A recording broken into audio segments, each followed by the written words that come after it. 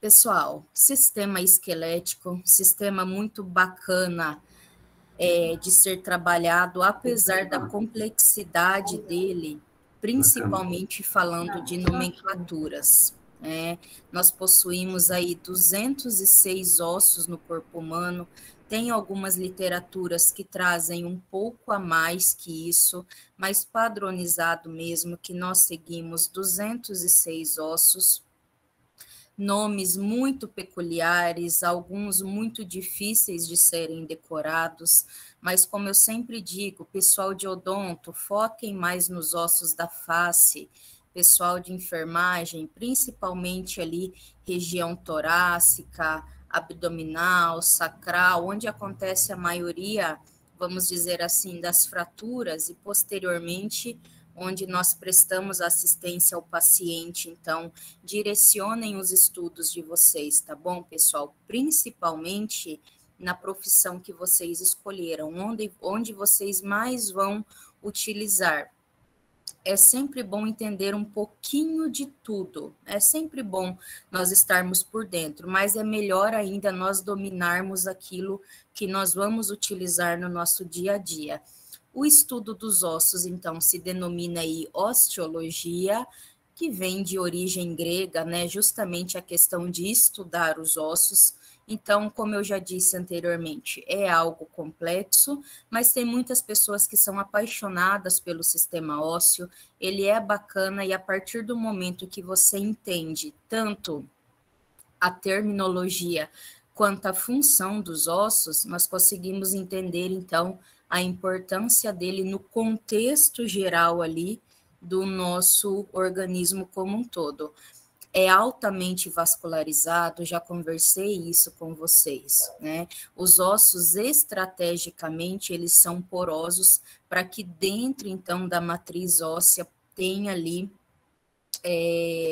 disponível tanto ramificações de artérias quanto de veias para que vascularizem então esse tecido e posteriormente ele acaba ajudando então na questão do equilíbrio hidroeletrolítico do corpo, porque ele é o principal reservatório, digamos assim, dos eletrólitos corporais, né? Então, muitas pessoas acham que o sistema ósseo, que os ossos só servem para dar sustentação ao nosso corpo. Não é só isso, né? Principal função também, entre tantas, é a questão de reserva de eletrólitos internamente e por isso tamanha vascularização. 10% de todo o nosso débito cardíaco migra, então, para o interior dos nossos ossos. É algo bastante importante de ser citado e também que fique um ponto aí bem esclarecido na temática de sistema ósseo. A importância da vascularização nesses órgãos, porque, assim como qualquer órgão do corpo humano, precisa ser vascularizado, ou caso contrário, entra então num processo ali de morte celular, de apoptose. Né? Então, como qualquer outro órgão, ele é extremamente vascularizado, ele é um tecido vivo, sim. Vamos falar aí, pessoal, da composição dos ossos. Os ossos, então, internamente, eles são compostos por uma matriz óssea e por uma matriz colágena. A matriz óssea é o que fornece, então, resistência ao tecido ósseo. É o que fornece, digamos assim, a dureza, a firmeza aos nossos ossos, né? É o que proporciona, então, a mineralização do mesmo, principalmente devido à questão do cálcio. Entre tantos eletrólitos que compõem o sistema ósseo, o cálcio é o que predomina. E graças a ele que a matriz óssea consegue, então, ter essa sustentação, ter essa firmeza e ajudar ali no equilíbrio desses órgãos. A matriz colágena, pessoal, muitas pessoas acham que osso é composto só de cálcio. Osso é composto de colágeno também. grande parte do nosso tecido ósseo é colágeno, principalmente colágeno do tipo 2. E é o colágeno que fornece aos ossos, digamos assim, a flexibilidade, para que esses ossos consigam aumentar de tamanho conforme a pessoa cresce.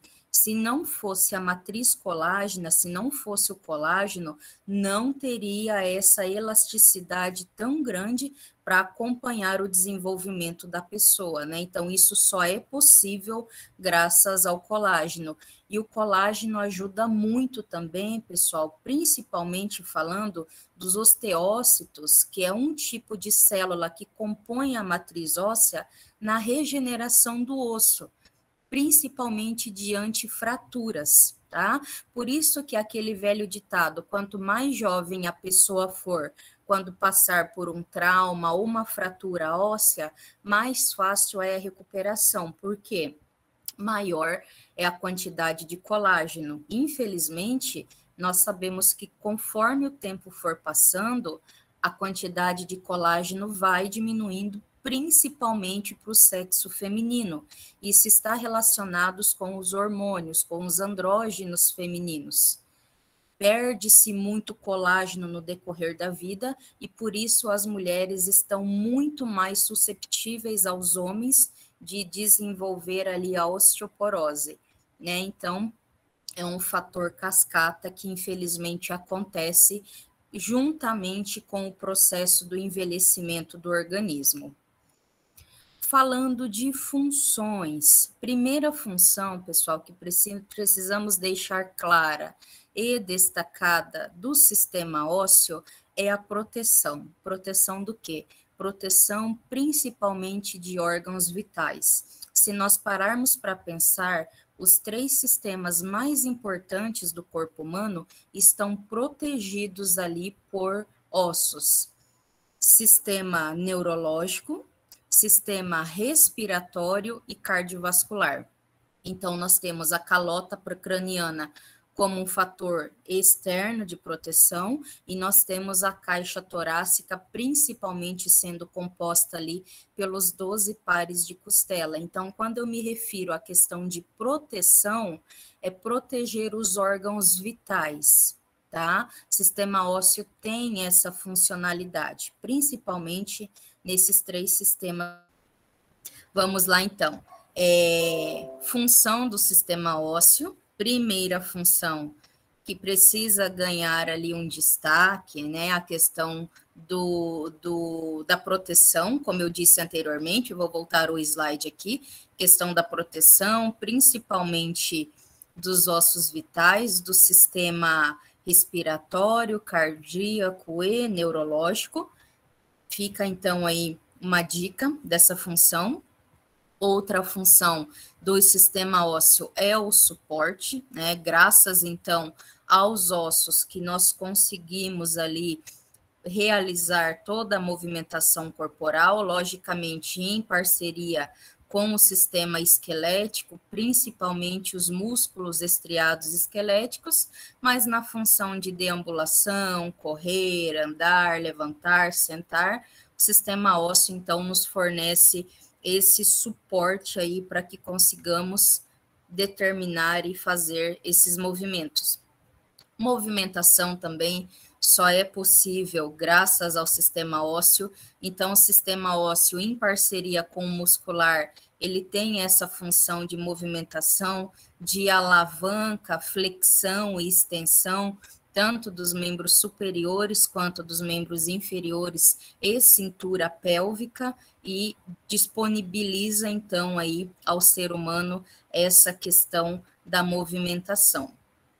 Outra função que eu citei anteriormente, já lá na introdução do sistema ósseo, depósito de minerais. Então, estrategicamente, a matriz óssea, ela tem ali essa função de reserva de minerais. Entre tantos minerais, entre tantos eletrólitos, podemos citar com muita certeza questão de fósforo, potássio, magnésio, sódio e principalmente o cálcio, né, gente? O cálcio, então, ele ajuda tanto na vitalização desse sistema, quanto também o sistema ósseo possui uma reserva muito grande de cálcio e, posteriormente, fornece o cálcio ao nosso organismo, principalmente para o sistema muscular. O sistema muscular utiliza muito cálcio para conseguir, então, fazer ali a síntese e a funcionalidade dele, de que aconteça de forma eficaz, tranquila, bacana.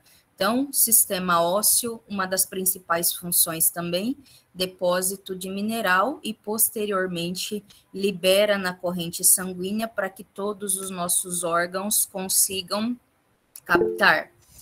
Hematopoiese, pessoal, outra função muito bacana do sistema ósseo, principalmente falando ali da questão da medula óssea, né? Eu já citei para vocês em sala que todos os nossos ossos possuem medula óssea, produção, então, de células sanguíneas, e podemos destacar entre todos os mais eficientes nesse quesito, principalmente os ossos do quadril e o fêmur, né? Então, são eles que desenvolvem a maior produção de células sanguíneas no organismo. Essa imagem que eu trouxe aqui para vocês cita a questão da produção de hemácia, a questão da produção de plaquetas, neutrófilos, linfócitos, que são duas células sanguíneas responsáveis pela defesa do nosso corpo.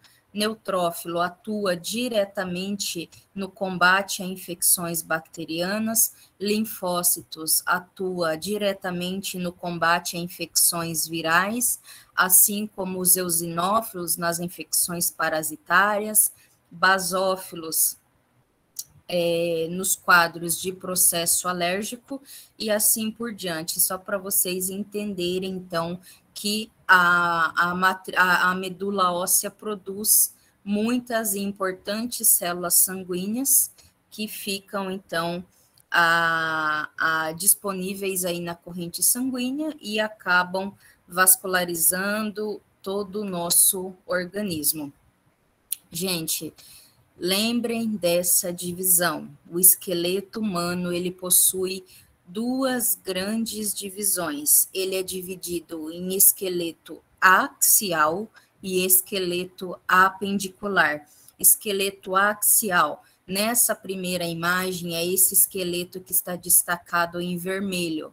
Na segunda imagem, eu já trouxe o desenho só do esqueleto axial, ou seja, esqueleto axial é composto por órgãos do crânio, face e pescoço, ossos da caixa torácica, vértebras cervicais e, por fim, ali a região sacral, tá? Então, quando nós falamos vértebras, perdão, pessoal, não só vértebras cervicais, né? Vértebras ali de toda a coluna vertebral, que são as vértebras cervicais, torácicas, lombares, sacrais e as coxígenas, tá?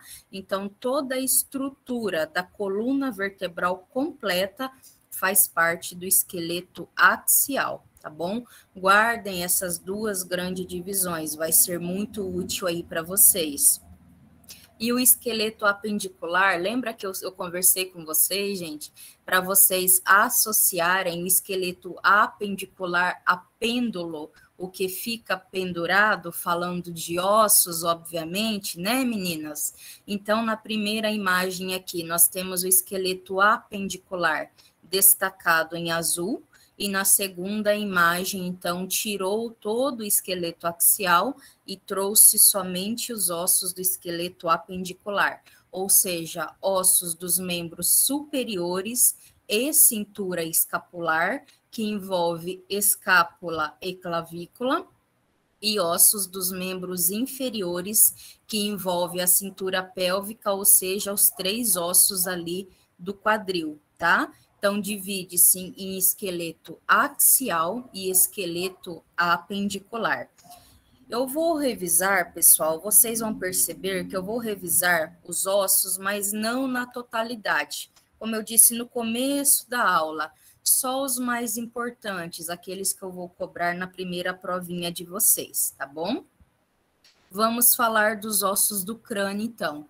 O crânio é constituído por vários ossos, isso nós já sabemos.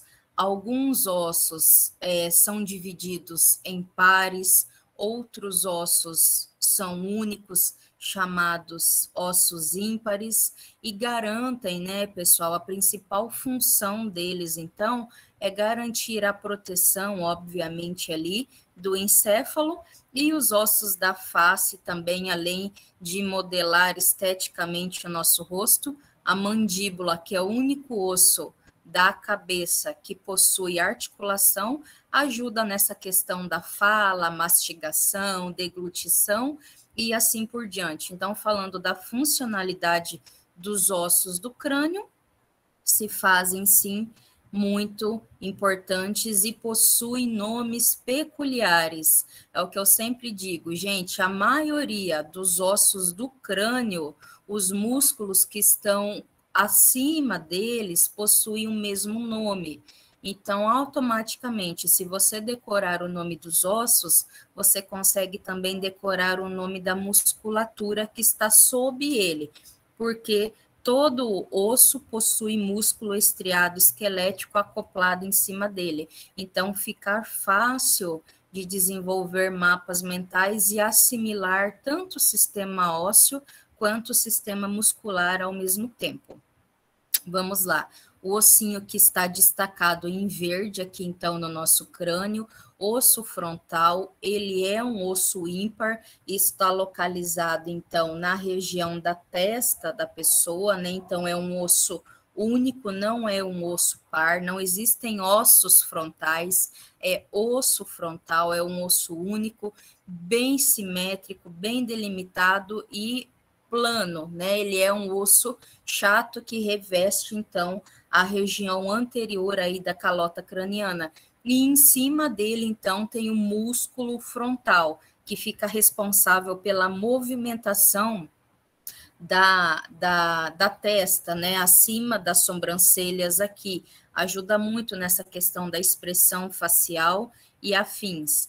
Outro osso do crânio aí que precisamos destacar, etimoide, um osso que faz a divisão, né, pessoal, ali do septo nasal com a região craniana. Ele se conecta, então, ao osso nasal, posteriormente ao lacrimal e também ali o zigomático, né? Então, faz essa parte de proteção posterior ali do encéfalo, um dos ossos, né, mais importantes, digamos assim, do corpo humano pela questão da funcionalidade, de separar o encéfalo da parte da face da pessoa. Outro órgão que merece um destaque, outro osso que merece um destaque, é considerado o osso mais bonito do corpo humano, mas também, ao mesmo tempo, mais complexo, esfenoide. Lembrem do osso que parece uma vespa. Lá na nossa peça humana anatômica, eu consegui mostrar ele para vocês, no adalto, conseguir mostrar o esfenoide para vocês. Então, o esfenoide é um osso ímpar, tá? Não existe ossos esfenoides, é um osso esfenoide e ele tem essa característica. Em sala eu ainda brinquei com vocês. Muitos autores falam que parece uma vespa, outras pessoas acham parecido com um morcego, com uma borboleta, aí vai depender do ponto de vista de cada um. O importante é entender a funcionalidade também. Junto com o etimoide, ele acaba fazendo também essa divisão, essa proteção lá na face posterior da face, entre a face e o encéfalo propriamente dito. Um osso muito importante, muito bacana aí de ser relembrado. Osso occipital, ou se quiserem chamar também occipital, um osso ímpar, tá, pessoal? É o único osso da calota craniana que possui um forame, que seria esse orifício por onde passa, então, a primeira vértebra da coluna cervical e onde desce, então, toda a nossa medula passando dentro desse forame. começa lá no encéfalo e desce por ele, então, percorrendo toda a nossa coluna vertebral, tá bom? Occipital, para ficar fácil de entender, aquele osso lá da nuca, tá bom? O último ossinho lá atrás é denominado osso occipital ou occipital, como queiram chamar. Fica localizado na região dorsal do crânio, osso ímpar.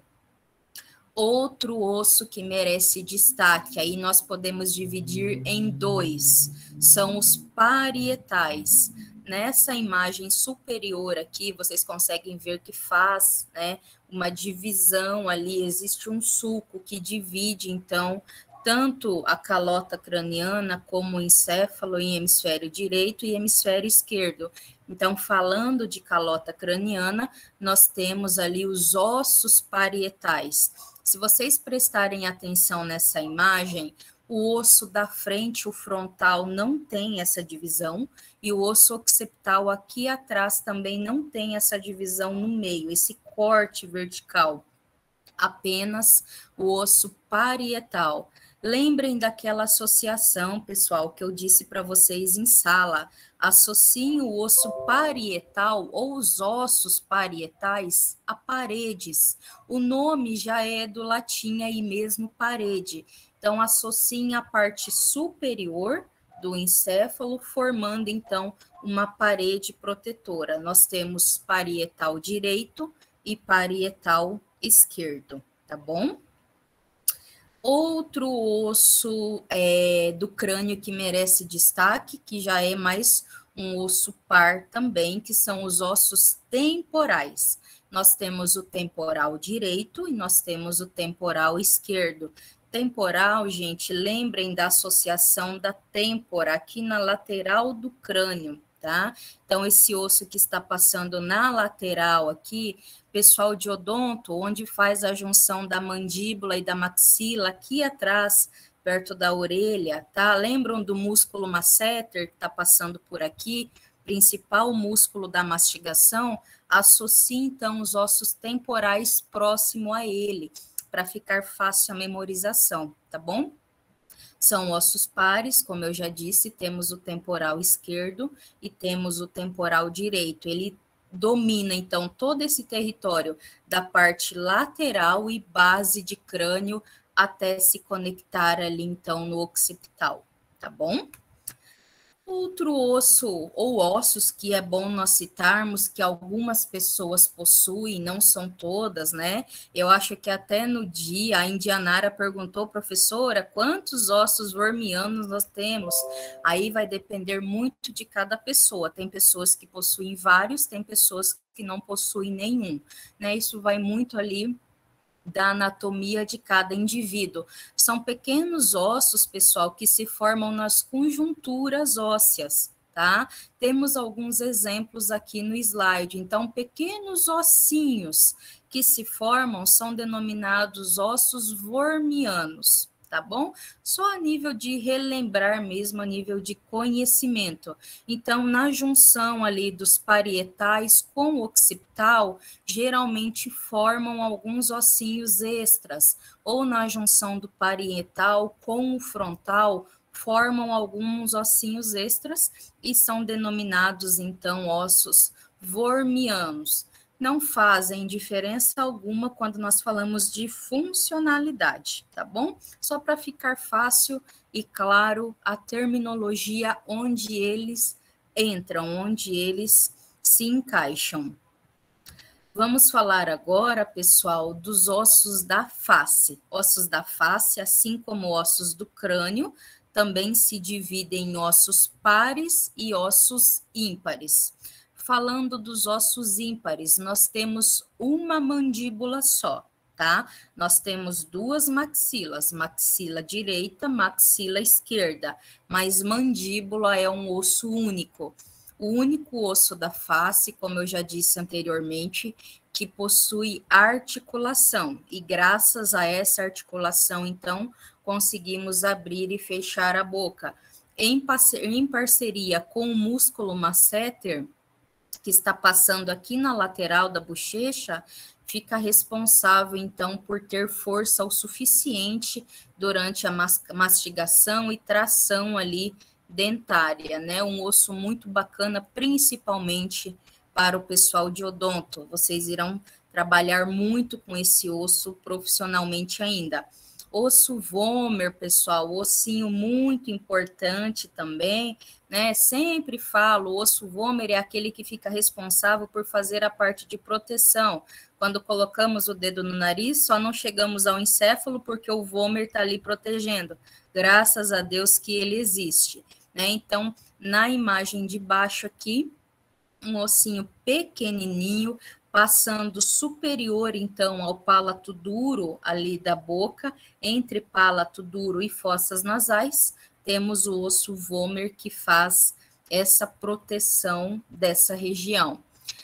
No cantinho do slide, temos, então, as duas maxilas, elas se encontram na parte inferior, ou seja, onde temos os lábios superiores aqui, lá em cima, na região anterior, elas não se encontram porque tem o osso nasal passando ali, né? Então, chega no nasal, acaba a maxila, tá? Então, a maxila, ela faz junção lá em cima com o frontal, aqui em cima do nariz com os nasais, lateral à face com o zigomático e embaixo aqui, então, com a mandíbula, tá? Então, ossos muito importantes aí.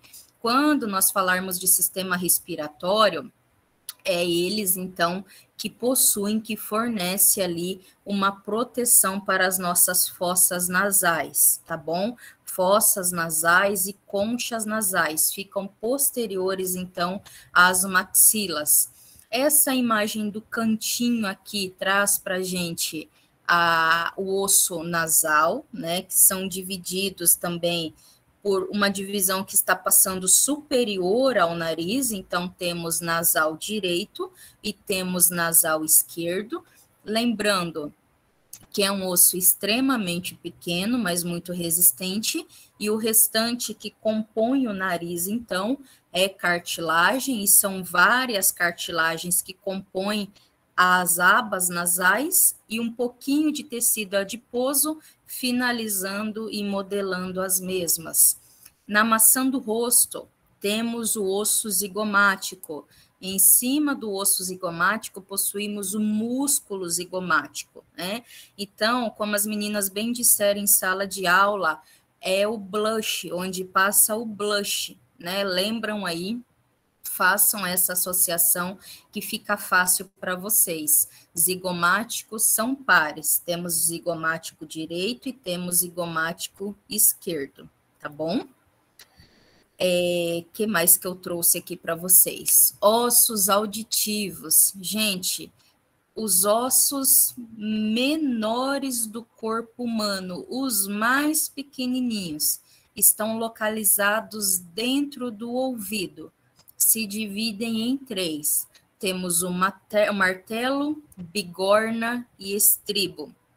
Os três ossos auditivos, ou seja, nós temos martelo, bigorna e estribo direito e temos martelo, bigorna e estribo esquerda, tá? Então, constituindo os dois ouvidos internos, nós possuímos esses três micro-ossos, muito pequenininhos mesmo, tá bom? Só para vocês associarem os nomes à localização. Osso hioide, eu acho que esse fica fácil para vocês guardarem o nome. É o único osso do corpo humano que não se liga a nenhum outro. Ele fica posterior, então, à mandíbula. Nessa imagem aqui, fica bem ilustrado para a gente. Ele está conectado e sustentado por músculos e tendões e ligamentos, né? Então, não temos nenhum outro osso que está conectado, que está sustentando o osso hioide, tá bom? Gente, eu sei que está aparecendo aí para vocês aviso, com 10 minutos encerra a aula. Não se preocupem, tá? Finalizando a aula, eu já mando outro link lá no grupo. Osso hioide, guardem esse nome, localizado posterior à mandíbula aqui. É ele que dá sustentação, então, toda a sustentação para a base da língua. Osso importantíssimo. Vamos falar dos ossos do tórax. No mediastino, então, que é o espaço do meio, que passa no meio centralizado aqui ao tórax, nós temos o externo. O externo, por sua vez, possui 3 subdivisões. A primeira parte do externo, aqui em cima, na junção ali com o segundo par de costelas, é chamado manúbrio. O corpo do externo chama externo e embaixo o finalzinho dele chama processo xifoide, tá? Então, essas 3 partes constituem a estrutura do nosso externo. E é o externo que vai dar toda a sustentação aí para as nossas costelas. Elas vão se ligar ao externo ventralmente e posteriormente elas se conectam então às 12 vértebras torácicas que estão compondo ali a nossa coluna vertebral, tá bom? Osso externo é composto por manúbrio, externo e processo xifoide. Lembra muito uma gravata, né? Lembra muito a anatomia dele. Coluna vertebral. Possuímos 33 vértebras na coluna vertebral, tá bom, gente? Essas 33 vértebras, elas são subdivididas, então, em vértebras cervicais, torácicas, lombares, sacrais e coxígenas, tá bom? Ou chamadas de cox também, como queiram. Não se esqueçam a quantidade total, 33 vértebras. A primeira grande divisão, vértebras cervicais. Possuímos 7 vértebras cervicais, que são as vértebras que estão posicionadas na nuca, tá bom? Lembrem que o osso occipital é o único que tem junção e o forame para que a primeira cervical se encaixe nele e dentro dela, então, percorra ali todo o feixe de fibras nervosas que constituem a nossa medula vertebral, tá bom, gente? Então, 7 vértebras torácicas. Quanto mais alto for a fratura dessas vértebras, maior vai ser as complicações do paciente, principalmente no quesito de perca de movimentação. Então, geralmente, os pacientes tetraplégicos são aqueles pacientes que lesionaram gravemente uma das vértebras cervicais, tá bom? Então, cervical, lembrem de colar cervical, pescoço, vértebras da nuca. Façam essa associação. São 7. C1, C2, C3, C4, C5, C6 e C7. Finalizamos a coluna vertebral, vamos falar da coluna torácica ou vértebras torácicas.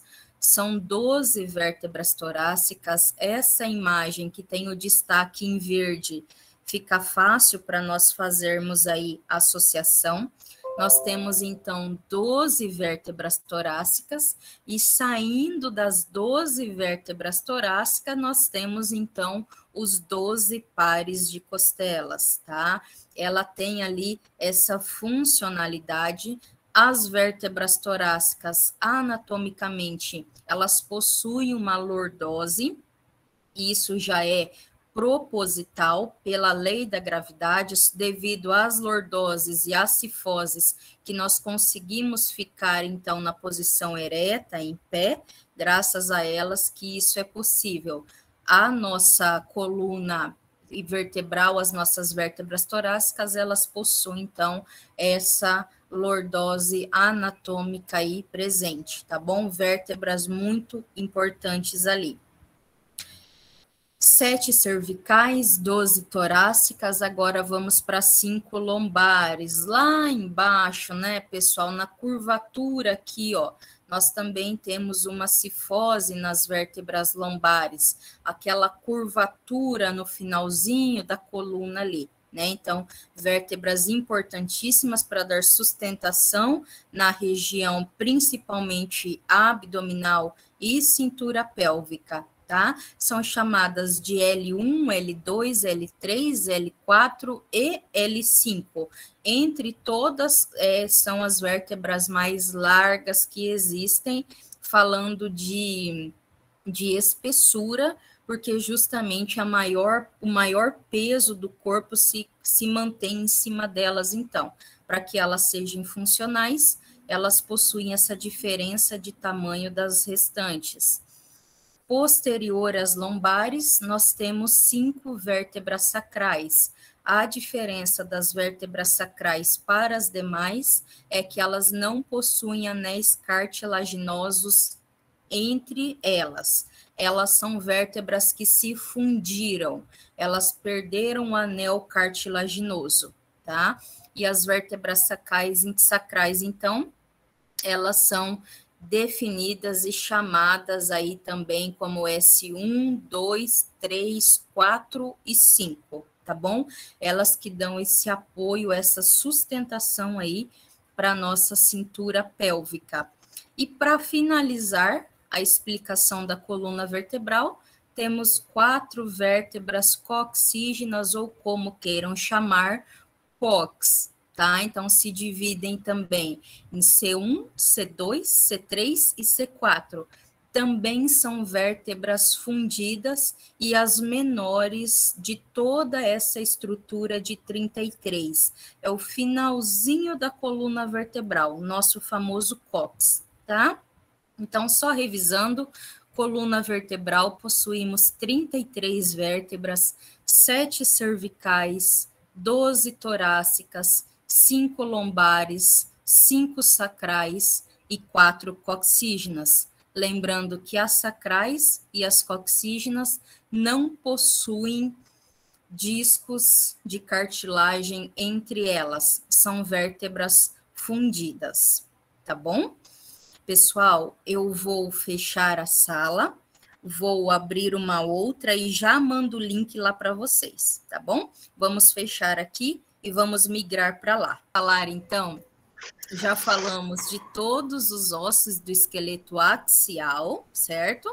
Agora vamos falar dos ossos do esqueleto apendicular, começando pelos membros superiores. Nós temos então aqui, constituindo a cintura escapular, nós temos ventralmente, deixa eu só aceitar aqui, nós temos ventralmente a clavícula, um osso muito fininho, extremamente, eu só vou desligar o áudio aqui, porque senão dá microfonia, tá? Só vou desativar o som aqui, isso, agradeço, Beatriz, aí não dá microfonia. Desculpa, eu não me atendi. Não, sem problema, tranquilo. E eu quero esse café que vocês estão tomando aí, viu? Tranquilo. Não tá aparecendo slide mais. Pessoal, então, ventralmente aqui, nós temos, ou na parte anterior, como queiram chamar, nós temos os ossos da clavícula, eles que dão essa sustentação e se conectam, então, ao externo, fornecendo ali a sustentação para os membros superiores e posterior. Professora, Oi. os slides não tá aparecendo. Não tá, não? Pera lá. Não, também não tô vendo. Então, vamos voltar aqui. E agora? Agora tá. Uhum. Agora tá. Então, tá bom. Vamos seguir a imagem, então, que fica fácil para vocês. Então, ventralmente, na região anterior, temos as clavículas direita, clavícula esquerda, que se conectam ao externo e fazem essa questão de sustentação dos membros superiores. Na parte posterior, possuímos, então, as escápulas. A escápula, muitos autores trazem que ela é muito parecida com 2 asas, né, que nós temos aqui na região dorsal, que servem também a fim de fornecer sustentação e essa questão de movimentação rotular aqui, ó, do húmero, tá? O osso do antebraço, o antebraço possui um osso só, que é o húmero, então a junção da cabeça do húmero, escápula e clavícula é o que formam a cintura escapular. Na região do antebraço, nós possuímos 2 ossos. Região posterior aqui, nós temos o rádio. Rádio, para ficar fácil para vocês memorizarem, é o que se conecta ao polegar, né? Então, nós temos o rádio e a torre do rádio que simularia, então, o polegar. E na região posterior aqui embaixo, nós temos a una que se conecta ao dedinho mindinho, tá? Para não esquecer, nessa região temos a artéria radial e aqui nós temos a artéria ulnar, que ganham esse nome justamente pelos ossos que passam nesse membro, tá bom? Chegamos nos ossos do carpo. Ossos do carpo, pessoal, são 8 ossos que formam, então, o nosso famoso punho, tá? Então, nós temos aí 8 ossos que formam a região do punho. Não vou cobrar em prova isso para vocês, mas principalmente para o pessoal que perdeu a aula. 8 ossos que são chamados ossos do carpo. São eles escafoide, trapézio, trapezoide, semilar, piramidal, pisiforme, captato e amato. Não vou cobrar isso em prova, podem ficar tranquilos. É mais a nível de conhecimento. 8 ossos que têm formato de cubo e recebem essa nomenclatura de ossos cuboides, porque eles possuem, então, 3 dimensões, tá? Finalizamos os ossos do pulso, temos os ossos que compõem, então, o corpo da mão, que são chamados de metacarpos. Aí nós temos metacarpo 1, sempre começando pelo hálux, que é o dedão, metacarpo 1, metacarpo 2, 3, 4 e 5. Após os metacarpos, temos as falanges, tá? O único dedo que possui 2 falanges é o hálux, ou seja, o dedão. Ele possui a falange proximal e a distal. Os outros 4 possuem 3 falanges. Falange proximal, mediana e distal, que é onde está localizado as unhas, tá bom? Revemos, então, todos os ossos dos membros superiores. Falando agora em ossos dos membros inferiores, cintura pélvica, olhem a imagem, pessoal, ossos do quadril. Então, o osso do quadril, alguns autores trazem como simplesmente osso do quadril e outros autores dividem ele em 3. A maior parte aqui na região superior é chamada de hilo. Nós temos aqui embaixo, na região inferior, uma pequena parte desse osso que é chamada pubis e outra é chamada isquio. Então, a junção do ilho, pubis e isquio, nós formamos o osso do quadril, tá? Então, nós temos lado direito e lado esquerdo, ou seja, 2 ilhos, 2 pubis e 2 isquios. Encaixando no osso do quadril, formando então a cintura pélvica, nós temos a cabeça do fêmur, que é esse osso de grande extensão que ocupa a nossa coxa, região femoral, o fêmur, tá? Então, a junção da cabeça do fêmur com os ossos do quadril forma o que nós chamamos de cintura pélvica, tá bom? E é aqui que possui, então, a maior quantidade de medula óssea de todo o nosso corpo, a maior produção de células sanguíneas. No joelho, o único osso que constitui aquela estrutura, então, é a patela. O restante do joelho é todo composto ali por ligamentos e parte de tendões. E a musculatura estriada, claro, que está passando no fêmur, tíbia, fíbula e região poplítea, que é aquela região atrás do joelho, tá? Mas falando de ossos, nós temos a patela, ou como a Indianara bem citou em sala, né, Indianara? Pode ser chamada de rótula também. Aí vai depender muito da literatura, tá? Lá na canela, nós temos o osso da tíbia, que é o osso mais curto, porém com uma extensão de largura um pouquinho maior, né? E nós temos a fíbula passando lateral a ele, que é um osso mais comprido, porém mais fininho. Precisa de 2 ossos ali para sustentar o peso do nosso corpo. No calcânio, nós temos os ossos do tarso. Em cima, na mão, ossos do carpo. Lá embaixo, nos pés, ossos do tarso. Nos pés, nós possuímos 7 ossos do tarso, tá? Não vou cobrar em prova também, só a nível de conhecimento. Nós temos os cuneiformes, 1, 2 e 3. Temos o navicular, osso cuboide, osso talos e osso calcâneo. Junta todos esses 7 ossos, então, e nós temos ali a estrutura que compõe o nosso calcâneo, ossos do tarso, ok? E, assim como nas mãos, nós temos lá em cima os metacarpos, aqui embaixo nós temos os metatarsos. Metatarso 1, 2, 3, 4 e 5, e posterior a eles, então, nós temos as falanges, que constituem a estrutura óssea dos nossos dedos do pé.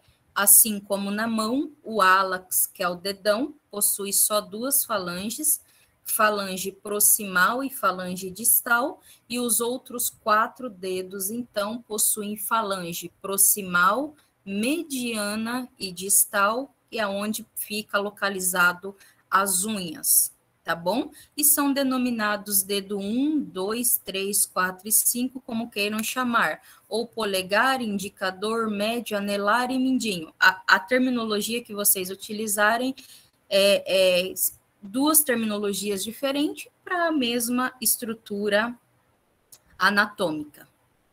Beleza, pessoal? Corri muito na parte óssea ou tá tranquilo? Se eu continuar nesse ritmo, tá bacana? O que vocês me dizem? Hã? Para mim tá bom assim. Tá bom? Tô conseguindo acompanhar. Então, Tá bom assim, professora. Tá ótimo. porque às vezes eu falo muito rápido, muito acelerado e vocês não conseguem. Por gentileza, me avisem, tá? Vamos lá. Professora, deixa eu dar uma ideia. Sim. Será que assim, não, né? No final assim da aula, eu podia lançar tipo umas perguntinhas assim para nós estudando em casa, não tem? Pra quê, mulher? Pra Ah, que tipo você quer assim. pergunta, mulher? É tipo Não. um estudo dirigido daí. Posso A senhora seleciona 30 questões, professora, e Mas escolhe só 10 se para não a fez a prova. Mais ou menos como que é as suas questões. Aí vocês quebram a professora.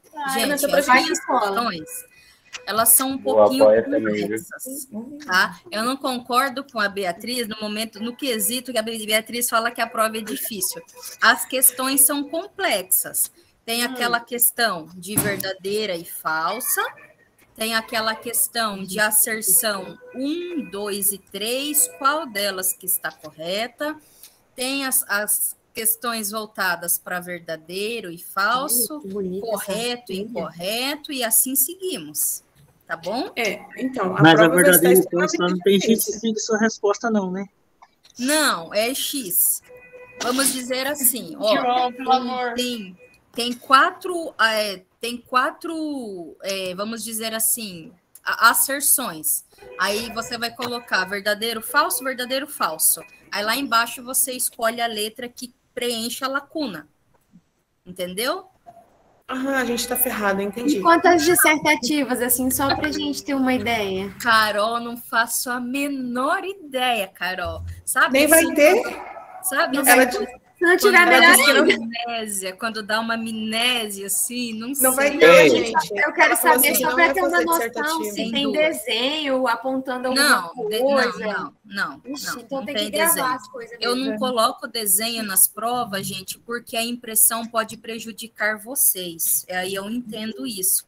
Porque para imprimir, né, na imagem fica bonitinho, na hora da impressão fica aquele trem todo bagunçado lá, e para não atrapalhar vocês, eu não tenho nenhum desenho na prova. Nenhum. Eu lembro que na última aula a senhora disse que não ia colocar questões dissertativas. Não, não falei isso, não. Ei, Falou assim. que coisa é assertativa? Que coisa é assertativa? Escrever. Descrever, Ronald. Descrever. Ah, eu vou escrever em espanhol. Isso, não tem problema. A gente traduz. No final das contas, a gente se entende. Tá, Não perfeito. fica perfeito, combinado? Ô, professora, Hum, professora, hum. eu lembro que você falou também que a prova ia ser em dupla. É, Verdade. gente. Dupla. Dupla, Uma você chorona, chorou. meu Deus. Na mesma sala. Vai ser O aluno e o ser superior, né? É Eu ia uma falar, gente, dupla sério. Professora, perfeita. mas esse aí já tá toda hora com a gente. Então, é ele, é É ele. trio, então? Não, mas tá tranquila, gente, pode ficar tranquila. Foquem na revisão que vocês vão ir muito bem, tá bom? Só Não, na revisão olha, tem o conteúdo inteiro, é professora. bastante coisa. É, revisão da porra. Mas eu diminui bastante, gente. Eu tirei Diminuiu. 50% dos slides. Eu reparei mesmo que deu uma diminuída boa. Pessoal, bora falar do sistema muscular, então? Sistema bacana de ser trabalhado também. Complexo, porque é muita nomenclatura, mas a anatomia é isso, né? Sistema muscular, ele é composto por mais de 600 músculos. Tem autores que trazem 620, tem autores que trazem 640. Ainda não temos uma definição exata da quantidade de músculos no corpo humano, mas sabemos com certeza absoluta que são mais de 600 músculos, tá? E correspondem aí, então, a 50% do nosso peso corporal. Tipos de músculos presentes no corpo humano, guardem isso. Possuímos 3 tipos de músculo. O primeiro, músculo estriado esquelético.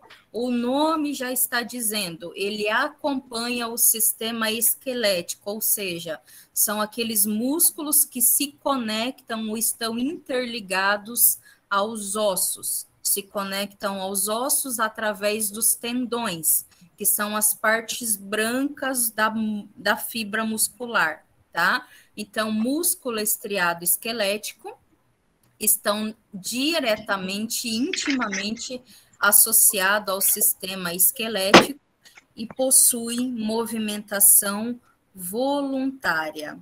Eu só vou desativar aqui o som da Andréia, que tá ligado, pessoal, e o som do João, tá bom? Só para não dar microfonia. Ok. Beleza? Músculos estriados esqueléticos. A contração é consciente e possuem movimentação voluntária, ou seja, você precisa mandar um estímulo para o sistema nervoso para que aconteça a movimentação. Músculo estriado cardíaco, ele possui a mesma, vamos dizer assim, forma do estriado esquelético por possuir estrias, só que é um músculo diferenciado porque só está presente no sistema cardiovascular, por isso ele já recebe esse nome, estriado cardíaco.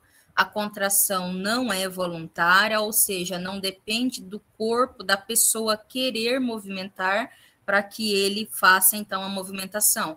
É uma movimentação involuntária, diretamente, vamos dizer assim, comandada pelo nosso sistema nervoso central, tá bom?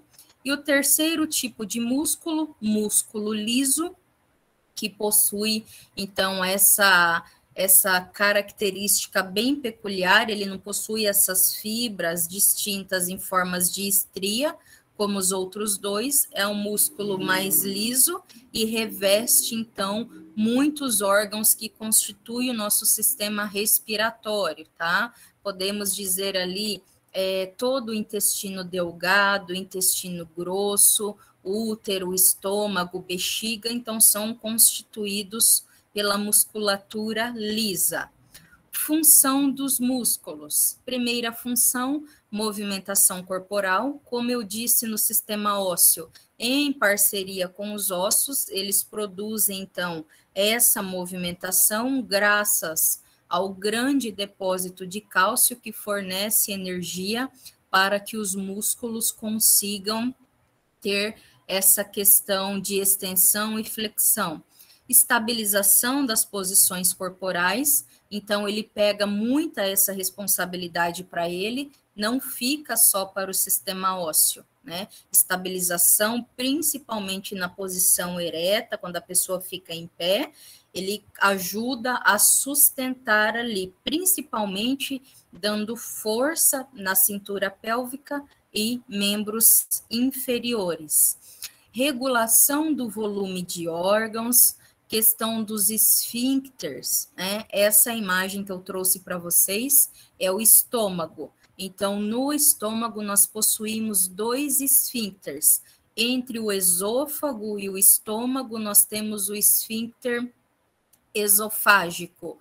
E finalizando o estômago, começando o intestino delgado, nós temos o esfíncter pilórico, tá? O esfíncter nada mais é que um mecanismo de fechamento, pessoal, para que o alimento ou a água que ingerimos, ela não volte, né? Então, nós temos vários esfíncteres no nosso corpo. Trouxe o exemplo dos esfíncteres gástricos, mas também temos esfíncteres na bexiga, temos esfíncter na região anal, enfim, eles ficam responsáveis aí pela questão da regulação dos volumes internamente nesses órgãos. Movimentação de substâncias pelo corpo, sistema muscular responsável por isso, principalmente os órgãos moles que são constituídos por musculatura. Como eu citei o exemplo, coração, temos também ali o sistema digestório, estômago, intestino delgado, intestino grosso, enfim, lá embaixo bexiga, né? Então ele ajuda aí na questão da movimentação de substâncias para todo o corpo através dessa característica bem específica. E termogênese, muitas pessoas não sabem, mas aproximadamente 90% da nossa temperatura corporal é produzida pelos músculos. Então, ele tem essa principal função, sim, tanto a produção de calor quanto a manutenção do mesmo, né? Então, ele ajuda aí muito a questão da manutenção da nossa temperatura corpórea, ok? Então, termogênese entra como uma função do sistema muscular. Os músculos, pessoal, eles são divididos, então, em músculos da cabeça e pescoço, tórax e abdômen, membros superiores e membros inferiores. Vamos começar falando de cabeça e pescoço, mais direcionado aí para o pessoal de odonto. Possuímos vários, inúmeros músculos na face, e vocês vão conviver muito com essa musculatura, principalmente o pessoal que direcionar a linha de trabalho para a estética. Osso frontal, já citei ele anteriormente para vocês, então ele fica superior ao osso frontal, temos o músculo frontal, responsável, então, pela elevação das sobrancelhas e enrugamento da testa. Como eu disse em sala, pessoal, não se preocupem com a origem dos músculos, eu não vou cobrar isso em prova. Isso é mais para conhecimento de vocês mesmos, mas cobrar em prova eu não vou. Se atentem a nome e função, tá bom? Professora, Oi. você vai mandar esse slide para a gente depois? Mando sim. Compartilho com vocês lá no grupo, tá? Obrigada. Uhum. Músculo da face, temos o orbicular do olho, então ele já recebe esse nome de orbicular, porque ele lembra muito uma órbita. Nós temos o orbicular do olho e temos o orbicular da boca aqui embaixo, tá? O orbicular do olho, então, ele fica responsável pelo fechamento das pálpebras e você consegue comprimir as mesmas. Lembrando que superior às pálpebras, nós possuímos o músculo mais frágil do corpo humano, que são as pálpebras propriamente ditas, né? Então, elas compõem o orbicular do olho. Ainda falando de face, temos aqui no queixo o músculo mentoniano, que fica responsável pelo enrugamento do mento, que é a pele do queixo, e também everte aí o lábio inferior. Tá? Essa função de enrugar o queixo e ajudar ali a everter o lábio inferior, principalmente durante a fala. Músculo zigomático, passando aqui, ó, sob o osso zigomático, tá? Lembrem do blush, né? Como vocês trouxeram aí em sala de aula, fica fácil a memorização. Zigomático direito, zigomático esquerdo. Ele ajuda na questão de levantar e retrair o ângulo da boca, tanto durante a fala, quanto também durante o sorriso.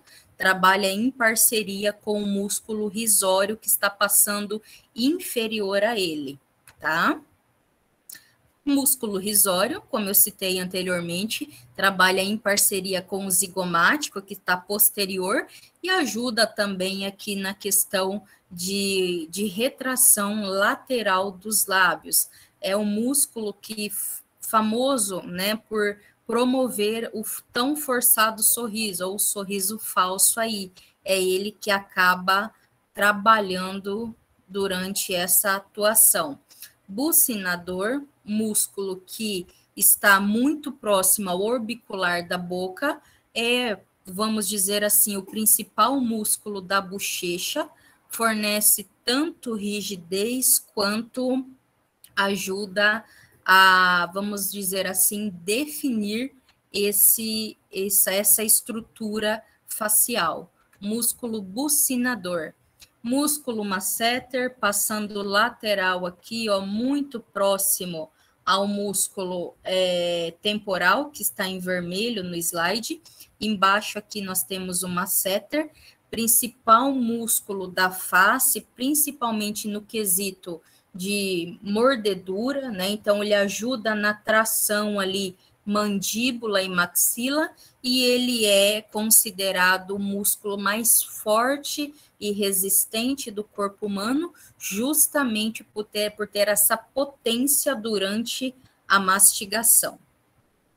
Outro músculo da cabeça, o temporal, que fica sob os ossos temporais, têmpora lateral da face, responsável também aí pela movimentação durante o processo de fala, né? Então, ele ajuda essa questão de abertura e fechamento da boca, ok?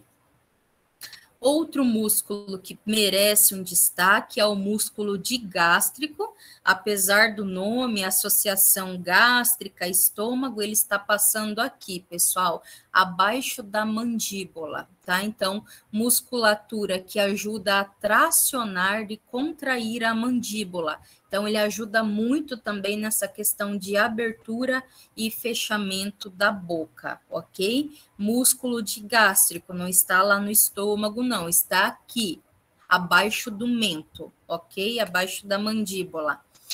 Músculo plastima é essa musculatura que reveste todo o pescoço ventralmente. Posterior a ela, nós temos o trapézio. Então, nós estamos falando de região anterior, face anterior, frente. Nós temos o músculo plastima que ajuda também na movimentação lateral de pescoço, declinação do mesmo e ajuda também ali na questão de enrugar a pele, enfim, dessa região aqui, ok? Um dos músculos de maior proporção do corpo humano. Aquele nome bonito, né, gente? Lembra do músculo do torcicólogo? Esternocleidomastoide, lateral também ao pescoço. Temos esternocleidomastoide direito, esternocleidomastoide esquerdo, e ele ajuda, então, na movimentação lateral aqui de cabeça e pescoço, ok? Músculo do tórax e da região abdominal. Músculo do tórax, peitoral maior, conversei muito com vocês sobre ele, mostrei ele para vocês lá no Adalto. Então, essa musculatura da região ventral aqui todinha que reveste a caixa torácica, né? Então, ele ajuda tanto na questão de proteção e ele é considerado também um músculo aí de acessório na respiração. Quando necessário, utiliza-se ele aí, ok?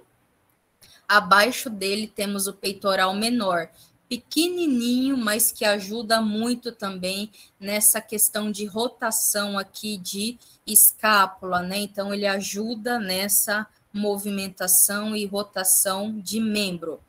Posterior, lá atrás nas costas, nós temos o músculo trapézio. Já recebe esse nome porque esteticamente ele lembra muito um trapézio mesmo. Então, ele começa a nível da sétima vértebra cervical, ou seja, terminando a cervical, começa a torácica e ele, então, começa a enraizar e forma ali toda essa musculatura enorme e finaliza, então, lá na 12 torácica, começando a lombar. Ajuda também aí na questão de sustentação e movimentação rotular aqui de escápula. Ventralmente, temos os intercostais externos, mostrei eles no adalto para vocês também. Outra musculatura muito importante na parte da respiração, ajuda muito a expandir ali a questão da caixa torácica durante a inspiração e a expiração, então já possuímos estrategicamente essa musculatura. E falando de respiração, o músculo mais importante da respiração, eu mostrei ele na prática para vocês, o diafragma. Então, ele é uma folha músculo-tendinosa que reveste e faz a separação de sistema respiratório e cardiovascular de sistema gastrointestinal, tá? Então, ele fica inferior ao coração e aos pulmões e superior ao fígado, ao estômago e ao intestino delgado. Ele faz essa proteção. Quando nós enchemos o pulmão de ar, ele desce para que tenha espaço para expandir, e quando nós expiramos, ele sobe, né? Então, ele ajuda nessa questão da respiração, levantando e tracionando os órgãos abdominais, ok? Principal músculo da respiração, diafragma. Vamos falar dos membros superiores. Pessoal, guardem esse nome, deltoide, músculo importantíssimo para o pessoal da enfermagem aí. Enfermagem, farmácia, importantíssimo para vocês. Deltoide, localizado no membro superior, né? Então, temos deltoide direito, temos deltoide esquerdo, onde ele ajuda na questão da flexão e rotação da parte medial aqui do úmero, ele ajuda muito nessa questão de movimentação, e aonde é aplicado, então, a grande maioria das vacinas intramusculares, se utiliza muito. Saiu de protocolo administrar medicações no deltoide, utiliza-se para administração intramuscular. Temos aqui o bíceps passando na região anterior do braço. O pessoal gosta de malhar, de definir, né? Ele ajuda a fleter e fazer a movimentação supina, que é a elevação do braço. E temos posterior a eles o tríceps. Gente, não confundam. Bíceps e tríceps estão localizados no braço. Quadríceps é perna. São 4 músculos que constituem um quadríceps lá na perna, tá bom? Vasto lateral, femoral médio, vasto mediano e reto femoral. Os 4 constituem o quadríceps. Então, bíceps e tríceps no braço, quadríceps na perna, mais estrategicamente na coxa.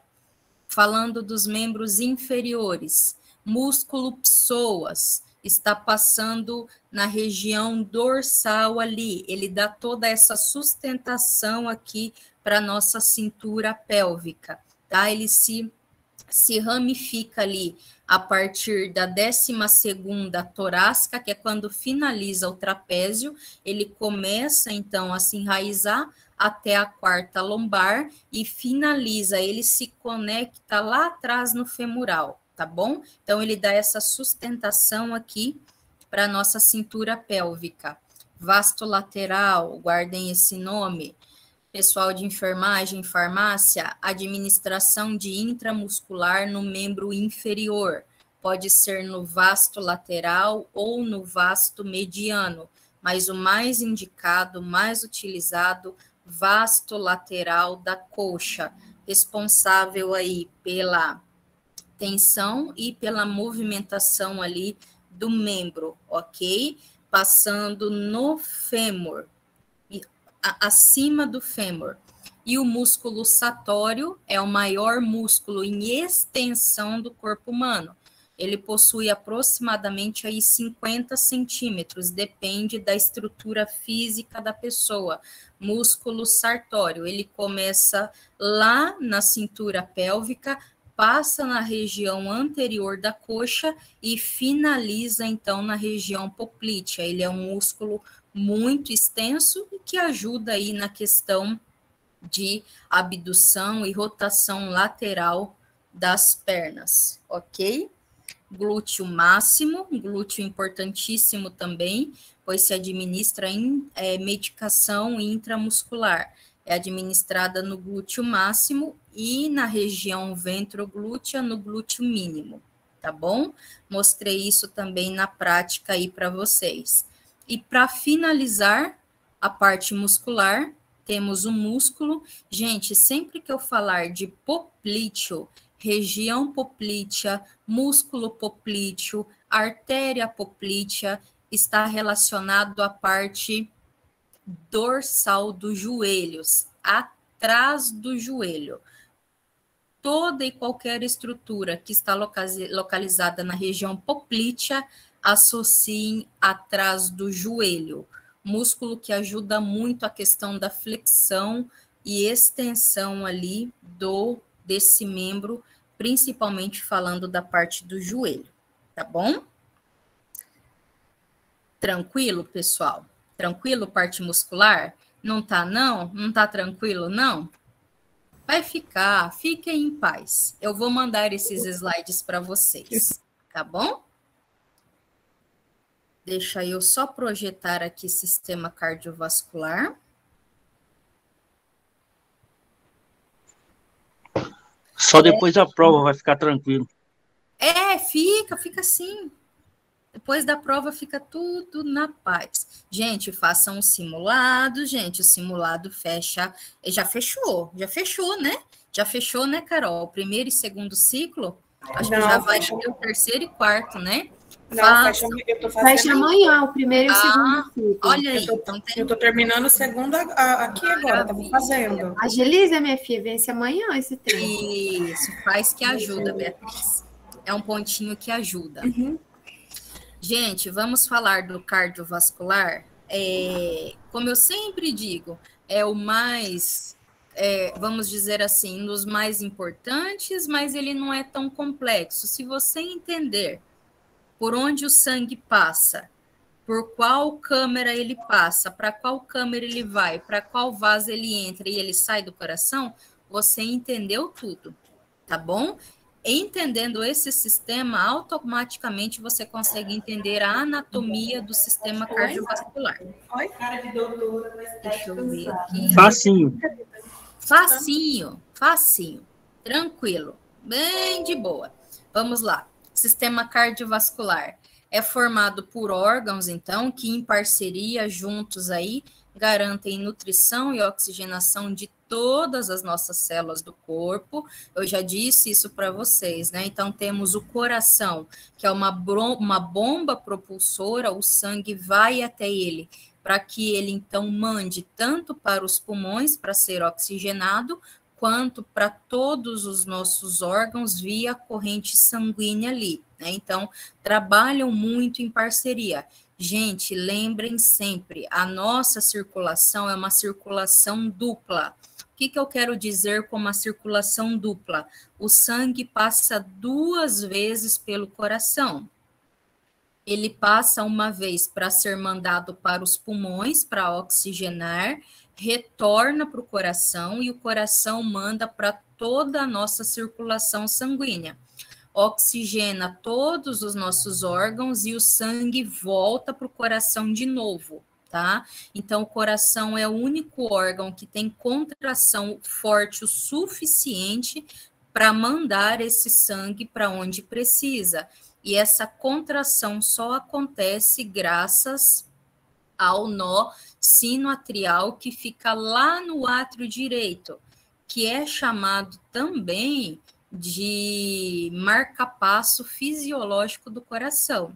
Ele possui ali e sempre manda descargas elétricas para o coração para que ele consiga bater. Se dependesse só da musculatura cardíaca, em algum momento ele poderia ficar falho, graças ao nó sinoatrial e à descarga elétrica que gera no coração, ele consegue então bombear, ser útil e funcional durante toda a nossa vida. Vamos lá, falando de funções. Transporte de gases, isso é óbvio, né, gente? Principalmente falando de gás oxigênio e falando de dióxido de carbono. O ar atmosférico é 21% só oxigênio.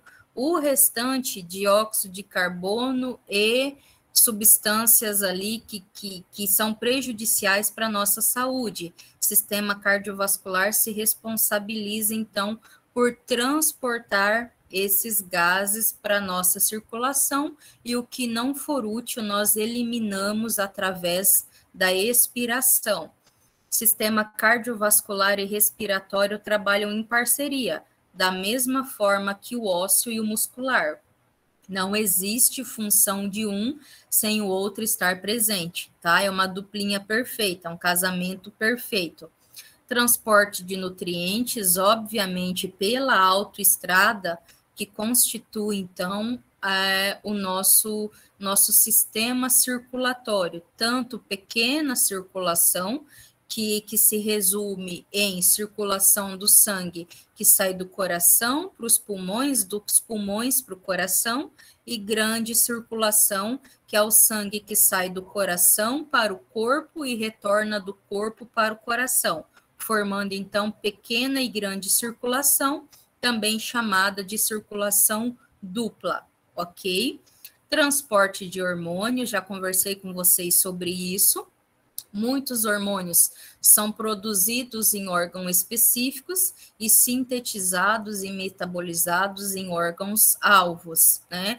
Trouxe o exemplo da colicistocina para vocês, que é um hormônio produzido lá no fígado e utilizado principalmente no trato gastrointestinal.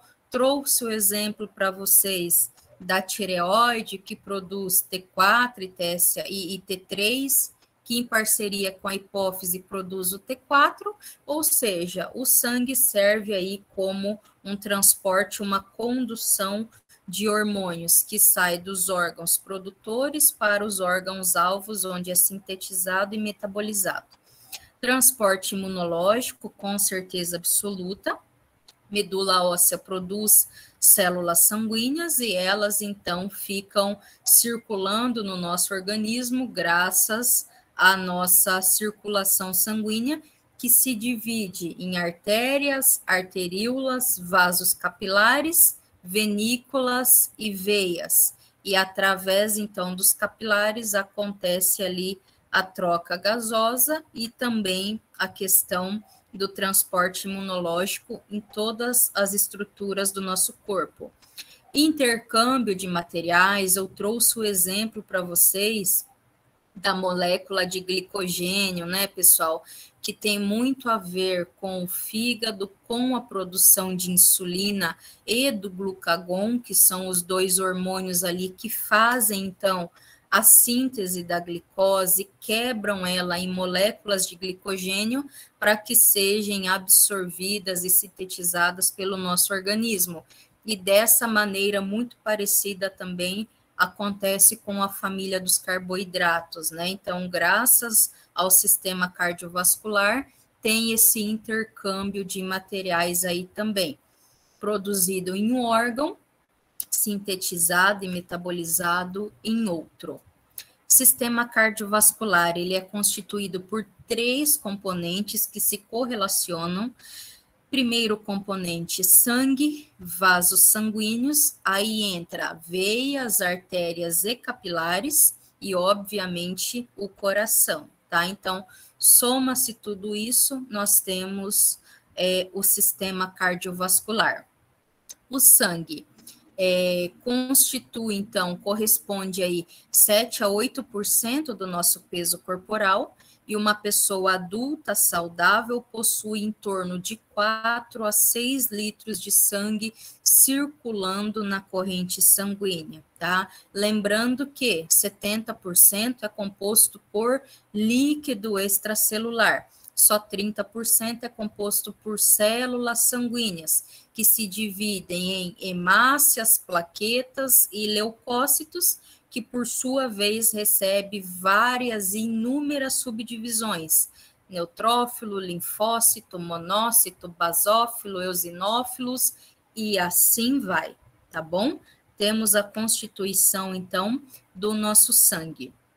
Vasos sanguíneos é o trajeto por onde o sangue percorre, né? Então, os vasos sanguíneos são responsáveis aí por levar o sangue, nutrientes, vitaminas, minerais, eletrólitos, enfim, tudo que constitui o líquido extracelular que está junto com o nosso sangue propriamente dito. Falando de vasos sanguíneos, temos 3 grandes divisões: artérias, veias e vasos capilares. Gente, o importante é que vocês saibam diferenciar artéria de veia, tá? Quais são as principais características da artéria? Quais são as principais características das veias? Lembrando, nós não temos 2 circulações diferentes. Nós não temos uma circulação só de artéria e uma só de veia. Elas são uma só. Toda artéria vai se ramificar em arteríola, que se ramifica em um vaso capilar, que por sua vez se transforma numa venícula e numa veia, tá? Então, toda artéria vira uma veia. O sangue passa por ali oxigenado. A partir do momento que chega nos vasos capilares, acontece a troca, ele deixa o oxigênio, pega o dióxido de carbono e segue, então, pelas veias, tá bom? Então, nós temos um grande circuito único. Toda artéria se transforma em uma veia, ok? Falando das artérias, os vasos que levam o sangue para o coração. Isso precisa ficar claro, gente. As artérias levam... falei besteira. As artérias levam o sangue do coração para os órgãos. Elas levam o sangue oxigenado, tá? Elas levam o sangue arterial. Então, o sangue já passou pelo pulmão, foi oxigenado, voltou para o coração e a partir do coração ele sai pela artéria aorta, que se ramifica em ascendente e descendente, tá? Então, a artéria é o vaso responsável por levar o sangue do coração para os órgãos. Lembrem sempre, a artéria, ela pulsa, ela tem pulsação, ou seja, dentro dela, o sangue corre em alta pressão, tá? A musculatura das artérias comparada às veias é mais espessa, ela possui uma musculatura bastante elástica, sim, propositalmente para suportar a pressão do sangue dentro dela. Então, o sangue sai do coração numa pressão muito forte e ela precisa ser bastante elástica para suportar isso. É uma característica que as veias não têm, tá? Então, a artéria possui um tecido muscular elástico e ela consegue dilatar quando enche o vaso e ela relaxa quando tem o relaxamento cardíaco ali, principalmente atrial, tá bom? Principal características das artérias. elas se ramificam em arteríolas, que são essas estruturas mais finas, que por sua vez vão se transformar em vasos capilares, ok? Todos os nossos órgãos possuem vasos capilares, tá bom? É onde acontece a troca gasosa, então. Esses vasos capilares se transformam em venas ou venículas, como queiram chamar, e por sua vez se transformam em veias. A imagem está bem ilustrativa para vocês entenderem. Tem pessoas que não entendem como que acontece a troca gasosa. Eles se encontram, na verdade, eles são um só, tá? Toda artéria se transforma em uma veia, ok? E a troca gasosa acontece nos capilares. Sangue arterial, sangue rico em oxigênio.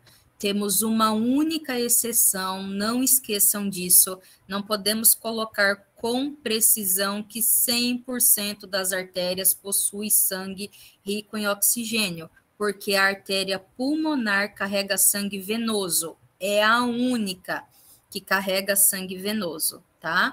Mas o restante da circulação, o sangue é rico em oxigênio e é conduzido para todos os nossos órgãos pela artéria aorta. Diferença das artérias para as veias. As veias, pessoal, elas já transportam o sangue, então, dos órgãos para o coração, ao contrário da artéria, que transporta do coração para os órgãos. A veia está trazendo esse sangue de volta, lá de todos os nossos órgãos, lá dos membros superiores, inferiores, cintura pélvica, abdominal, traz de volta para o coração, para que o coração mande para o pulmão para oxigenar, tá? Então, essa é a principal característica que diferencia. Outra coisa que diferencia, as veias não são tão elásticas igual às artérias, na verdade, elas não possuem elasticidade alguma, as paredes delas são mais finas. E o que diferencia também é que as veias possuem válvulas. Conforme o sangue for retornando para o coração, as válvulas vão fechando para que esse sangue não desça para o capilar novamente. Ela precisa seguir a circulação sanguínea, o sangue precisa voltar para o coração. Então, todas as nossas veias, internamente, a túnica única delas, a túnica íntima, perdão, possui e se ramifica com várias válvulas para que aconteça o fechamento, porque dentro das veias o sangue corre em baixa pressão, ok? Diferente das artérias que correm em alta pressão. Aqui no slide, para quem não acompanhou a minha explicação em sala, fica bem claro para vocês. As nossas veias possuem válvulas. O sangue passa por ela e essas válvulas vão fechando para que o sangue não retorne, tá? Para que não aconteça uma dilatação dessa estrutura. Ele precisa seguir. As artérias não possuem válvulas, só as veias. As veias se ramificam em venículas, que por sua vez se ramificam em vasos capilares, que vão encontrar os vasos capilares das artérias, arteríolas e assim por diante, tá bom? Aonde acontece ali a troca gasosa, como eu já disse. O sangue venoso é rico em gás carbônico, não podemos dizer com toda a certeza do mundo, não podemos dizer que 100% do sangue venoso é rico em gás carbônico, porque existe uma veia no nosso sistema cardiovascular que carrega sangue oxigenado, que são as veias pulmonares, estão vindo lá do pulmão com o sangue oxigenado, tá? Então, temos uma exceção. Assim como nas artérias, temos uma exceção nas veias. Então, a artéria pulmonar, tem ela que vai levar o sangue que não é rico em oxigênio. Isso, do coração. E tem a veia, e tem a veia que vai trazer a veia pulmonar, que está trazendo sangue oxigenado. Que está trazendo sangue oxigenado dos pulmões para o coração, para o lado esquerdo do coração, para que ele bombeie. Então, Tá? todas as exceções, tanto de artéria como de veia, está ligado no sistema cardiovascular em relação ao pulmão. Exatamente, exatamente, Beatriz, as duas exceções. Coração, pulmão, pulmão, coração. Só. Entendi. O restante, todas as artérias possuem sangue oxigenado e todas as veias possuem sangue rico em dióxido de carbono ou gás carbônico, tá bom? Só essas duas exceções. Coração, pulmão, pulmão, coração. Pronto. Tá bom? Eu trouxe aqui, pessoal, os vasos capilares, é uma grande rede, né, que comunica artérias e veias. Eu até citei para vocês, gente, se colocar em linha reta todas as veias, vasos e capilares que constituem a nossa circulação sanguínea, dá para dar a volta na Terra 2,5 vezes, só para nós entendermos a proporção desse sistema no nosso corpo. Ele é muito, muito grande, né? Temos aí, então, o coração como uma bomba propulsora. Internamente, ele é constituído por quatro câmeras, tá? Deixa eu só ver. Eu acho que antes de eu falar do coração, gente, eu vou fechar novamente a aula, vou abrir uma terceira sala para vocês migrarem, tá? Aí eu falo de coração, pequena e grande circulação e dou uma finalizada no sistema respiratório. Vamos falar do coração. Principal órgão do sistema cardiovascular. Gente, tentem memorizar a estrutura do coração, as câmaras cardíacas, as artérias, as veias, por onde elas entram, por onde elas saem, e principalmente as válvulas cardíacas. Dentro do coração, possuímos 4 válvulas cardíacas, 2 atrioventriculares e 2 semilunares, tá? Eu vou revisar isso com vocês. Eu sei que é muito nome, eu sei que é muita coisa para decorar, mas não seria uma professora de anatomia se não pedisse para vocês guardarem os nomes, né, pessoal? Então, bora lá. Vamos falar de coração. Internamente, então, como eu disse, possui 4 câmaras, 2 átrios e 2 ventrículos, e trabalhando em parceria, os movimentos que essas estruturas desenvolvem e fornecem para o coração, constitui, então, o que nós chamamos de sístole e de diástole. Pessoal que verifica a pressão arterial aí, sístole, contração, principalmente ventricular, tanto o ventrículo direito quanto o ventrículo esquerdo. Diástole, relaxamento dos átrios, tanto o átrio direito quanto o átrio esquerdo.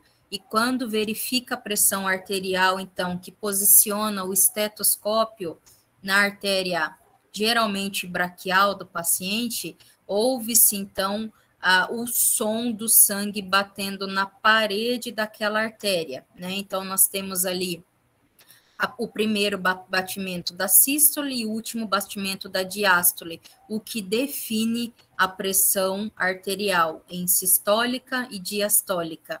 Gente, lembrem disso, o coração está localizado no mediastino, 2/3 dele está localizado para a esquerda, levemente inclinado, e o coração é muito parecido com um triângulo invertido. Então, a base do triângulo fica na parte superior e o ápice na parte inferior, ao contrário do que se espera. Geralmente espera que o ápice esteja lá em cima. No coração, não, ele está virado para baixo, assim como na patela do joelho. São os únicos 2 órgãos que possuem o ápice virado para baixo, tá? Então, base é constituída pelos átrios do coração e os, vamos dizer assim, os vasos que entram e que saem do coração, e o ápice é constituído pelos ventrículos, tanto direito quanto o ventrículo esquerdo. Gente, essa imagem fica fácil de entender, principalmente quem não conseguiu assistir a aula. Lado direito do coração possui sangue venoso. Lado esquerdo do coração possui sangue arterial. Lado direito, o sangue é rico em dióxido de carbono. Lado esquerdo, o sangue é rico em oxigênio.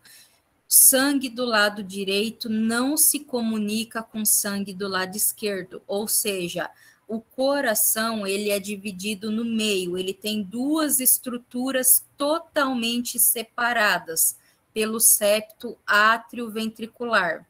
Divide lado direito de lado esquerdo. É como se fossem dois órgãos unificados em um só, tá? Então, essa divisão precisa ficar bem clara. Lado direito, sangue venoso, rico em dióxido de carbono. Lado esquerdo, sangue arterial, rico em oxigênio. Lado direito, recebe o sangue das veias. O sangue já vascularizou todo o nosso corpo, já oxigenou todas as nossas células. Ele volta para o coração e cai do lado direito. Do lado direito, ele é bombeado para os pulmões. Oxigeniza o sangue novamente, joga fora o dióxido de carbono através da expiração e o sangue volta para o coração. Quando ele volta do lado esquerdo e é bombeado para todo o corpo de novo através da aorta. Esse circuito dura apenas 50 segundos, por isso que é chamado de dupla circulação. O sangue passa 2 vezes pelo coração.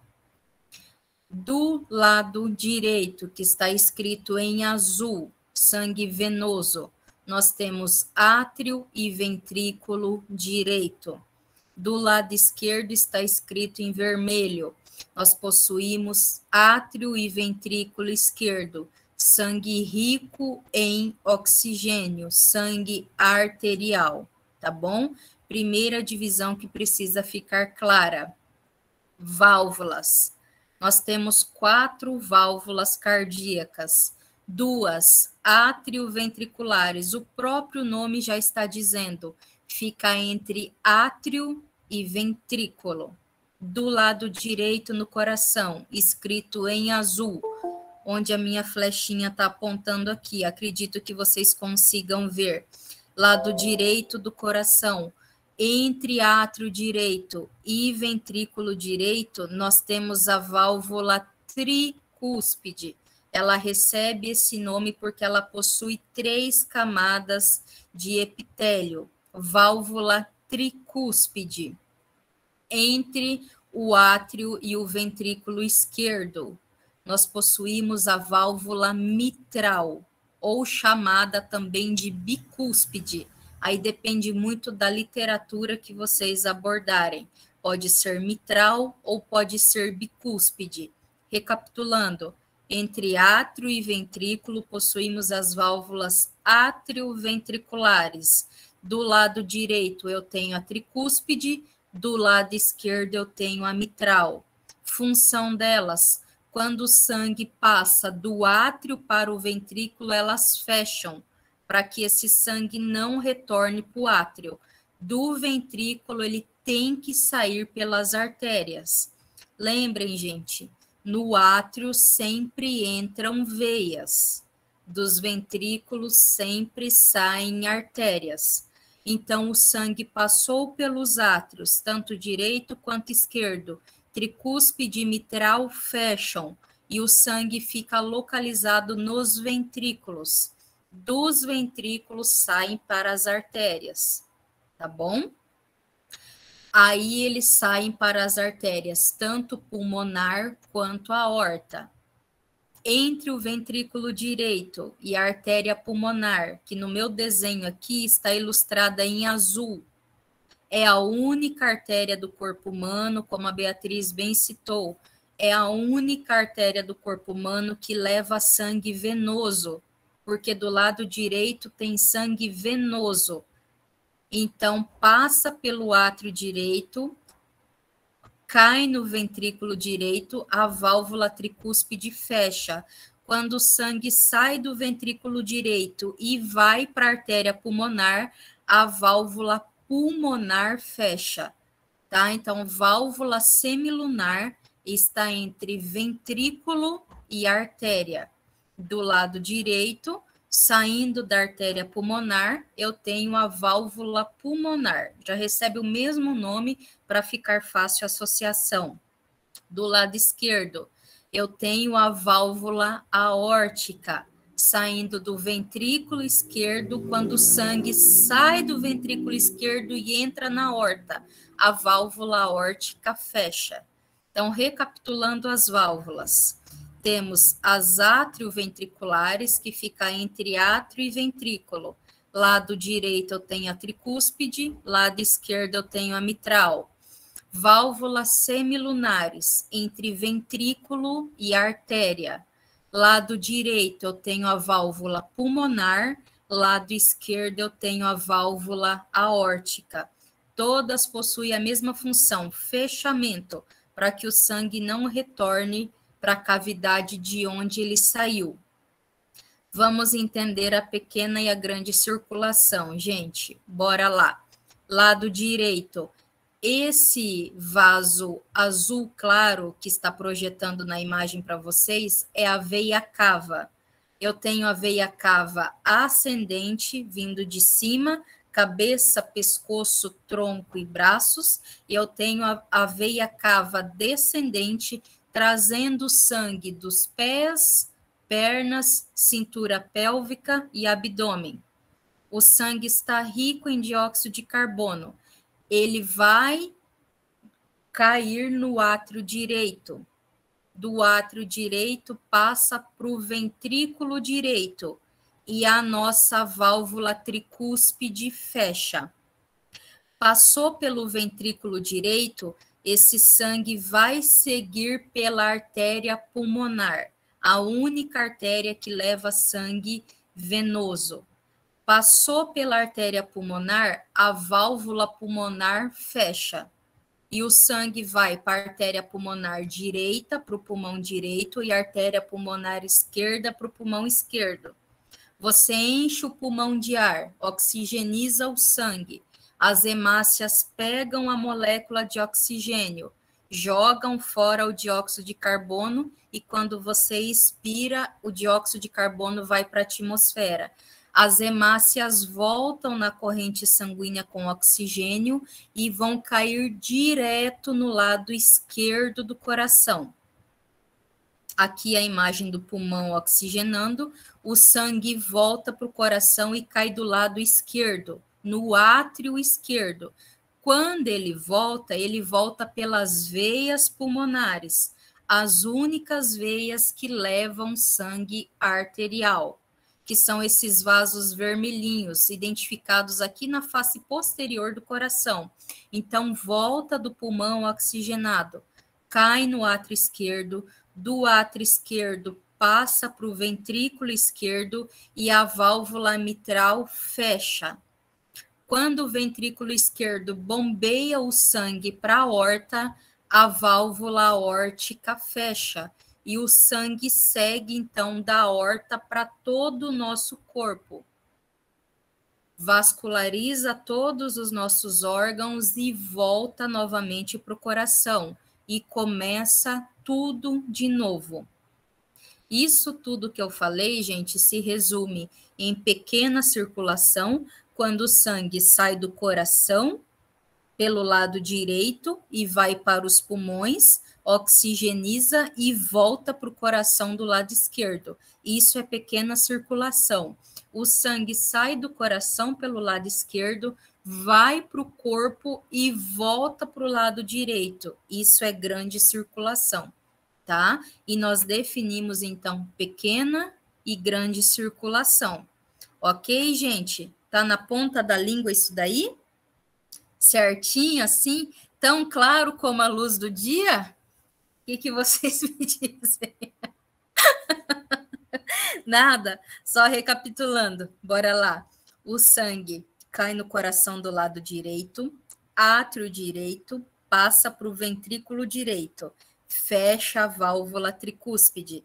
O o sangue sai do ventrículo direito e vai pela artéria pulmonar. A válvula pulmonar fecha, vai para os dois pulmões, direito e esquerdo, oxigeniza e volta para o coração. Quando ele volta pela veia pulmonar direita, veia pulmonar esquerda, e cai do lado esquerdo do coração. Átrio esquerdo, ventrículo esquerdo. A válvula bicúspide fecha, ou bicúspide, perdão. A válvula bicúspide fecha. Do lado esquerdo, o ventrículo bombeia para a aorta. A válvula aórtica fecha e o sangue vai para todo o corpo, oxigeniza e volta de novo. Lado direito, pulmão, lado esquerdo do coração. Lado esquerdo, corpo, e quando volta para o lado direito, tá bom? Guardem isso. Eu tenho para mim, assim, bem lá no fundo, que vai ser útil para vocês. Eu tenho, é assim, ó, eu não sei, sabe aquela intuição, aquele sexto sentido? Eu acho que vai ser útil.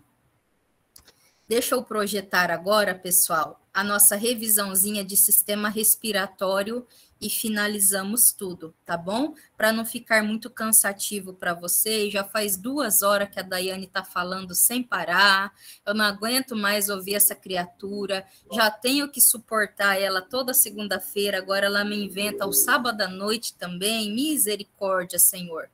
Bora lá então, gente. Anatomia do sistema respiratório. Tá projetando aí para vocês? Tá, né? Vocês estão conseguindo visualizar. Ok. Bora lá, então. O que eu trouxe aqui para vocês de sistema respiratório? Vários órgãos constituem, então, o nosso sistema respiratório e ajudam a oxigenar todas as nossas células do corpo em parceria com o sistema cardiovascular.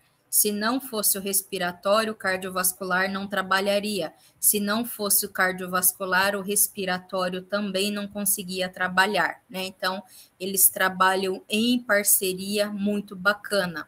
Os órgãos que constituem o sistema respiratório, pessoal, ficam responsáveis por várias funções. A primeira delas, e a mais clara, que acontece a nível alveolar, ou seja, lá nos alvéolos, é a chamada hematose, que nada mais é ali que a troca gasosa que acontece lá dentro do pulmão, né? Então, dentro dos nossos alvéolos, todos eles possuem uma rica vascularização e ali acontece, então, a captação da molécula de oxigênio e, posteriormente, a eliminação da molécula de dióxido de carbono e poluições que está presente no nosso ar ambiente que expiramos. Respiração celular, essa imagem fica bem claro para quem não consegue entender muito a questão da respiração celular, né? No quesito que eu falei que uma artéria se transforma em uma veia, ela vai ficando cada vez mais fina, e lá nos vasos capilares que revestem todas as estruturas do nosso corpo, todas, do primeiro vamos dizer assim, capilar aqui em cima até o dedinho mindinho do pé lá embaixo. Todas as nossas células possuem vasos capilares que estão responsáveis, então, pela respiração celular. Defesa respiratória, o nosso sistema respiratório fica responsável por essa função, graças à produção de muco e expectoração da mesma, graças aos pelos nasais, então tudo isso junto em parceria ajuda na defesa do nosso sistema respiratório, principalmente superior. Gente, guardem essa divisão. Nós temos o sistema respiratório dividido de 2 formas. A primeira em estrutura, sistema respiratório superior e inferior, e a segunda grande divisão é em função. Nós temos os órgãos do sistema respiratório responsáveis pela condução de ar e órgãos responsáveis pela porção respiratória, tá? Então, tem essas duas grandes divisões no sistema respiratório. Trato respiratório superior, órgãos que compõem, na sequência, nariz, fossas nasais, faringe e laringe. Não esqueçam disso. Lembrando que a faringe se divide em nasofaringe, orofaringe e laringofaringe, ok? Posterior a ela vem a laringe. Continuando, trato respiratório inferior, órgãos que estão dentro da caixa torácica, obviamente, a traqueia, os dois pulmões, direito e esquerdo, brônquios, que são ramificações primárias da traqueia, bronquíolos, que são as ramificações mais finas dos brônquios, e os alvéolos, que são os cachinhos de uva, onde acontece, então, a troca gasosa e a respiração celular. Divisão condutora, órgãos que servem só para levar o ar e trazer o ar da atmosfera para os pulmões e devolver dos pulmões para a atmosfera. Na sequência, nariz, fossas nasais, faringe, que se divide em orofaringe, nasofaringe, orofaringe e laringofaringe, a laringe, a traqueia e os bronquíolos terminais. São ramificações dos brônquios. Porção respiratória, a parte funcional dos pulmões. Bronquíolos respiratórios, ductos alveolares, sacos alveolares e, por fim, os alvéolos. Tá? Então, nós temos essas duas grandes divisões. Sistema respiratório superior e inferior, e a porção condutora e a porção respiratória. Traqueia, gente, um órgão extremamente funcional, possui aproximadamente uns 20 centímetros de extensão, então ele se conecta lá em cima à laringe e se ramifica até os dois pulmões. Possui aproximadamente 20 anéis cartilaginosos, depende muito da estrutura física de cada indivíduo. Internamente, ele possui cílios, que são esses pelinhos que estão mostrando aqui na imagem, que ficam responsáveis pelo quê? Filtração do ar que passa na traqueia e também pelo aquecimento do mesmo. Né? Então, esses cílios ficam o tempo todo se movimentando e quando o ar passa na traqueia, aquece para que chegue nos nossos pulmões aquecidinho, tranquilo. A traqueia, ela é contínua até chegar na bifurcação. Essa bifurcação recebe o nome de carina da traqueia. Lembra que eu falei para vocês que todos nós possuímos uma carina internamente? A bifurcação, quando essa traqueia se subdivide em duas, lado direito e lado esquerdo, brônquio direito e brônquio esquerdo. Bifurcação recebe o nome de carina da traqueia. Se ramificaram. A partir da ramificação, a partir da carina, nós temos os brônquios, então. Podem ser chamados também de brônquios primários, são os brônquios mais calibrosos. E eles entram no pulmão pelo um orifício que é chamado hilo pulmonar. Vamos dizer assim, é o buraquinho por onde os brônquios entram dentro dos pulmões, se instalam lá no parênquima pulmonar, tá? Hilo do pulmão. Os brônquios, eles recebem 3 grandes divisões. Brônquios primários, é essa ramificação mais calibrosa da traqueia, quando entra no hilo do pulmão. Temos os brônquios secundários, eles vão ficando cada vez mais fininhos. Alguns autores chamam de brônquios lobares também. E, por fim, nós temos os brônquios terciários ou brônquios segmentares, que é onde fica, então, conectado, acoplados os sacos alveolares e dentro dos sacos alveolares, vários, inúmeros e trilhões de alvéolos, tá bom? Lembrem sempre, pulmão direito é maior que o esquerdo. Pulmão direito, ele tem 3 grandes divisões, né? Ele pode ser definido como ápice, terço médio e base. Então, os brônquios do pulmão, principalmente os brônquios primários do pulmão direito, são 3. Pulmão esquerdo são 2. Uma ramificação vai para o ápice e uma ramificação vai para a base do pulmão esquerdo.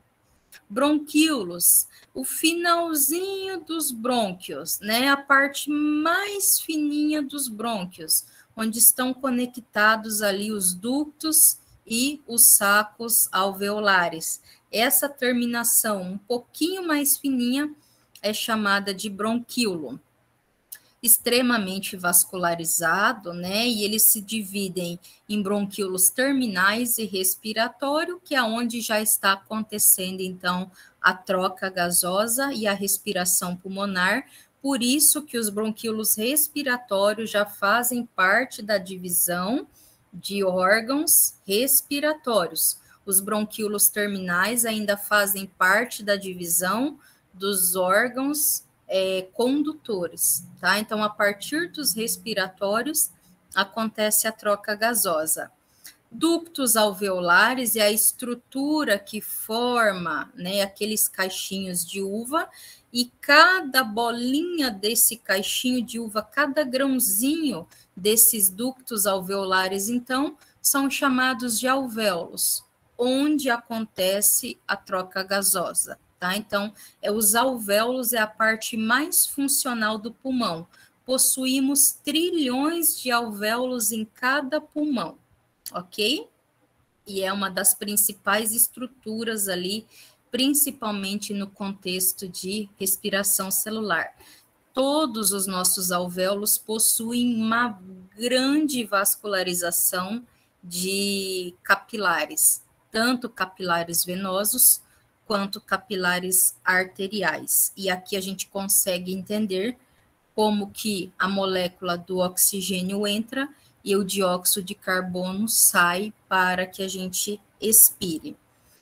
Os pulmões, gente. Pulmões, então, nós temos o pulmão direito, obviamente, o pulmão esquerdo. Só relembrando, o pulmão direito é maior que o esquerdo. Ele possui 2 fissuras. Ele possui uma fissura longitudinal, que é chamada de oblíqua, e possui uma fissura horizontal, que é chamada de fissura horizontal, né? E se divide, então, em ápice de pulmão, aqui em cima, terço médio no meio e base pulmonar.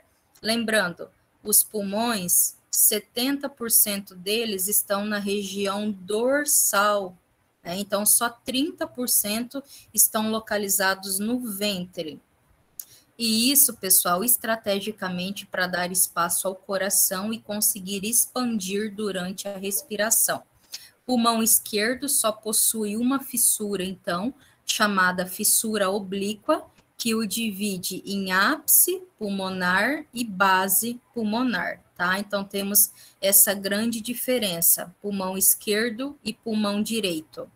Revestindo os pulmões, guardem esses nomes, nós temos as pleuras, que são 2 membranas serosas, que servem para proteção dos pulmões e também permite com que esses pulmões consigam se expandir durante a respiração. Eles se expandem e eles diminuem sem colabar, sem grudar um no outro ali. E isso só acontece graças às pleuras. Pleura parietal e pleura visceral.